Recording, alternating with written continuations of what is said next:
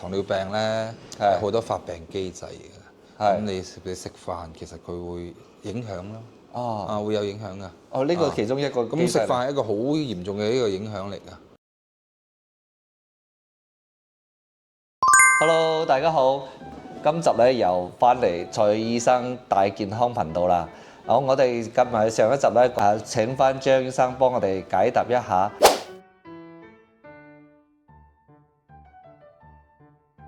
嗰個關於骨質疏鬆嘅問題。咁今集咧就講翻咁話咧牙周病，其實牙周病又係同糖尿病咧有好大關係嘅。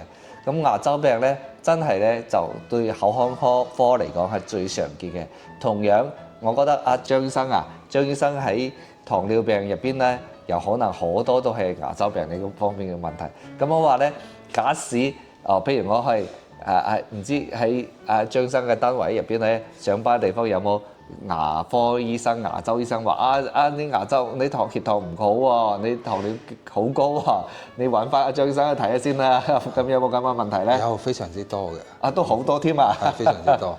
咁我哋譬如話牙周病係啊，其實有糖尿病同冇糖尿病嘅人個比例咧係唔同㗎。係啦，有牙周病嘅人咧，佢即係有糖尿病嘅人咧，佢嗰個牙周病個比例可能高2-3倍，甚至3-4倍都有嘅。唔單止高啊，而且好難醫添啊！係啊。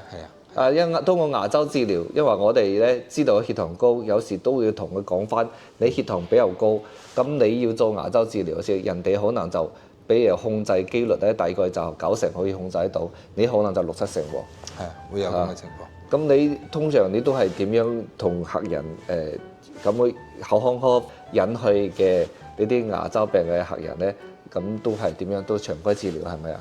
咁血糖一定要控制得好咯。係啊。咁我哋對佢嘅血糖就會非常之嚴格。哦。係啦，咁譬如話普通年齡嗰啲咧，譬如話70歲以下嘅，咁我哋如果冇乜基礎疾病，咁可能對佢血糖要求會高啲咯。空腹5-7，餐後6-8，糖化血紅蛋白要去到7以下，咁樣佢出現問題嘅機率會低啲咯。係啦。咁即係話都係要通過呢個血糖控制，叫咩金7-2。係啦。咁我哋要其實常規嘅就係拮手指咯。係啦，拮手指。咁拮手指咧就痛啊嘛，你成日要拮。我哋啲病人，我哋要求佢一日拮5次到7次嘅。咁空腹啦，3餐前後啦，瞓覺前啦。咁咪7次咯。係。咁如果再減少個餐後，都係要5次，即係減少咗餐前，咁都要5次，係咪先？咁佢拮嘅次數都係比較多嘅。拮1次2次就話啫，咁拮咁多次，我知道，佢好辛苦。我屋企啲人都譬如我姨姨佢都話成個手指都篤爛咗啊，都係咁樣嘅情況。係啦。咁呢個咧就即係話咧70歲以下就將個血糖嘅指標要控制到比較準確。咁有話咧，咁你哋嗰邊有冇反饋出嚟？譬如咯，通過呢個血糖嘅控制，跟住就可以將成個即係話你個通過控制咗之後，你個口腔科嗰邊有冇反饋出嚟話通過咁樣血糖控制得好，話你牙周治療成功率會高得多咧？會嘅，會高好多嘅。咁因為你個血糖好咗之後咧，你嗰個身體個機制咧，包括菌啊各方面咧，係咯。咁佢包括傷口嘅愈合啊、生物等等啦，佢都會有改善。咁而反過嚟咧，你有牙周病亦都會加重個糖尿病嘅喎。因為點解咧？你個咀嚼嗰個困難度係咪先影響到個食物嘅吸收？係啦。咁變相之下，佢會加重咗我個血糖升高嘅，係啦。我明啦，即係話咧，糖尿牙周病嘅客人咧，其實我都知嘅，佢食嘢嗰個牙齒都係冇咩力㗎。佢嚼嘢咧，咀嚼出嚟嘅嘢咧，都係比較粗啦，唔係精嚼啦。咁我話咧就變成咧，咁我話可能會唔會多食得更加多啦？咁唔排除，因為佢食得快，食得快嘅時候，可能咧你唔經覺就會食多咗。係啦。咁你譬如話你慢慢咬嘅時候，將個食飯時間拉長。可能食得冇咁多嘅。係啊！我一路都叫話咧，食嘢就唔好太快啊！食得太快，當然啦，我哋嘅城市生活又比較喺節奏好快，有時食嘢之後真係睇咩啊？因為我自己體會得好深嘅，有時有望起身啊話呢個客人一大堆嘢，咁我話你嗱嗱聲，咁我就抽時間去食嚼兩口嚇，嚼兩口真係唔到5分鐘㗎。係啊，所以而家下都慢慢要改變呢個習慣。係啦，係啊，所以咪喺以後咧，下次咧可以各位朋友過嚟揾崔院長睇牙嘅時候咧，可能崔院長食飯時間會俾多啲時間啦。唔係因為咧，其實我哋糖尿病咧有好多發病機制嘅。咁你食飯其實佢會影響咯。會有影響㗎。哦，呢個其中一個咁食飯係一個好嚴重嘅一個影響嚟㗎。咁講㗎。咁啊食飯千祈唔好食得太快喎。咁科普一下，定係咁樣啊？我哋糖尿病病人咩人容易有糖尿病？我哋睇一下個數據。咁啊，第一個遺傳啊，係家族遺傳嘅，但係咧通常都係指二型糖尿病喎。就唔係嗰啲一型糖尿病啊，即係大多數嗰啲糖尿病。咁咧家族遺傳咧，如果父母雙方有一方有，佢個概率30%左右啦。哇，咁高㗎！正負不等嚇。咁如果雙方都有糖尿病，咁就好大鑊啦。70%以上有糖尿病嘅機率。哇！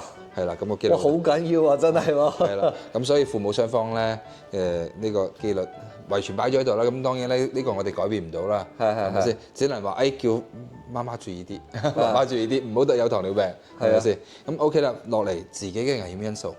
自己嘅危險因素咧，第一個飲食。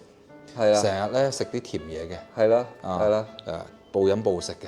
係啊係啊。大量飲食嘅啲係啦。肥嘅。係啊。唔運動嘅。係啦。成日捱夜嘅。係。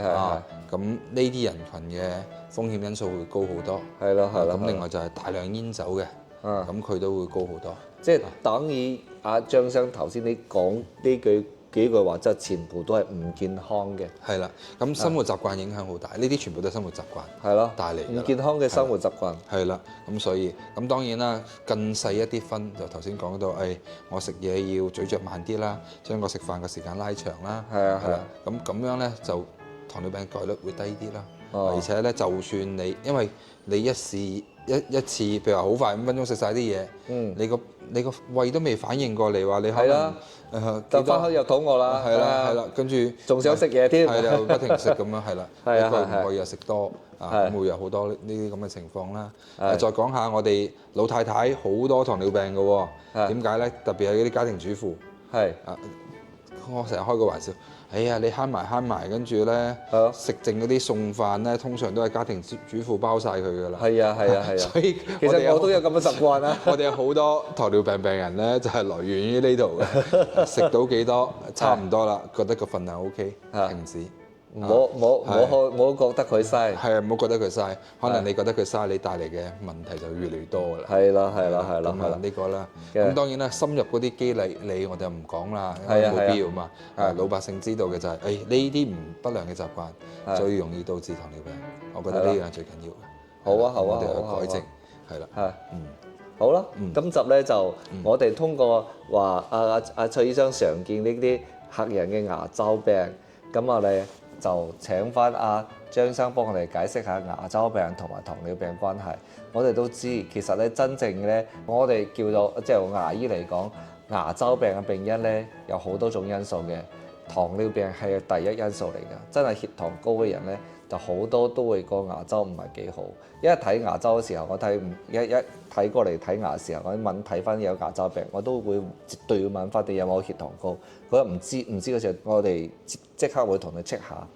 咁我話咧就阿張醫生頭先又反饋到啦，牙周病嘅人咧會反而又引導個牙個血糖高，咁啊變成一個惡性嘅循環。咁啊跟住咧就阿張醫生都幫我哋解釋一下，跟住糖尿病其中牙周病嘅關聯之後咧，咁我哋咧就可以避免到，其實都係講翻第一因素，如何避免糖尿病。咁我話咧，當然咧牙周病咧又有好多因素啦，譬如口腔衞生唔好、牙食過多啦，同埋咧精神因素啦、遺傳又係講翻遺傳啦咁啊跟住咧仲係有糖尿病啦，跟住咧又係嗰個生活緊張啦，好多原因。其實講到咁多原因都冇一個具體原因同糖尿病一樣嘅。其實而家咧，我哋社會上咧有好多種好多種嘅病因都唔知道真正嘅病因，唔係話好似你喉嚨痛啦就係細菌感染，唔係咁簡單嘅。啲人嘅機理都好複雜，所以希望各位朋友可以保持住健康嘅生活習慣，咁嘅話咧先好俾你有一個更加高質量嘅生活嘅。好啊，希望今集嘅內容咧可以幫助到大家。如果各位朋友覺得有幫助，希望你訂閱我以下嘅頻道。蔡院長會俾各位朋友帶嚟更多健康知識，我哋會一一回答。所以咧就希望到大家各位朋友可以訂閱以下嘅頻道。咁今集嘅內容就到而家到呢度啦，希望幫助到大家。拜拜。拜。